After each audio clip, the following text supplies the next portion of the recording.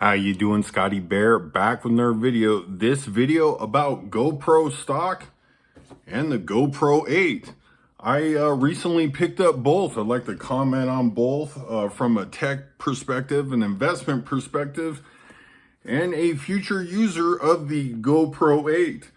The GoPro 8 was a very attractive deal. I picked up a little mini bundle thing, which I plan on using in some of the future videos of my channel.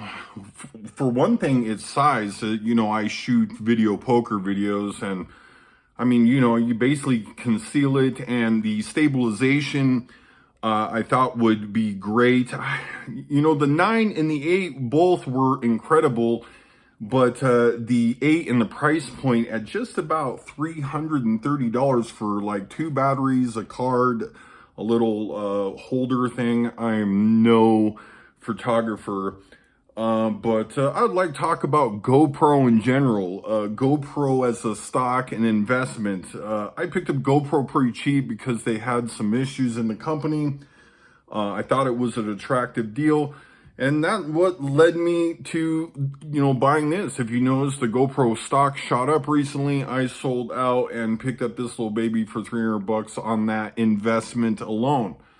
Now, GoPro is a stock. I wonder how it does over the long term. I mean, with phones being basically waterproof at this point, this basically being waterproof, batteries, and I feel like you do just about anything with your phone that you can a GoPro. However, the size is incredible, and the versatility and the stabilization. But I think that's going to come to phones. However, the value on this, I mean, $300, you can't even, well, maybe you could buy a decent phone for $300, but with the capabilities of the GoPro, it might be one of those stocks that will be worth some good money, and they will be, the leader in the extreme camera category and blogging and the versatile nature of this camera. I mean, again, you're talking to a non-photographer for sure. I'm looking up on video how to use this thing.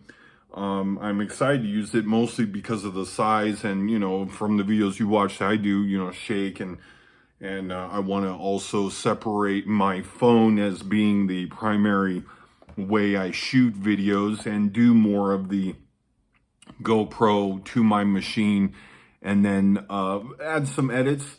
I do my videos completely unscripted, and I'd like to change some of that, so the way it takes out awkward moments like this where, I say something on video, I think about what I've said, and then I try to think about what to say next. But anyway, yeah, for $300, it seemed hard to beat. I will be doing more videos, and a reason why I have not been uploading videos like these are that I've been prepping for a bit of a story arc change in what's going on. I am going to do a bucket list item. I mean, that's kind of why I bought the camera to help document that, and be able to do neat tricks with the little camera thing that I thought would make amazing videos.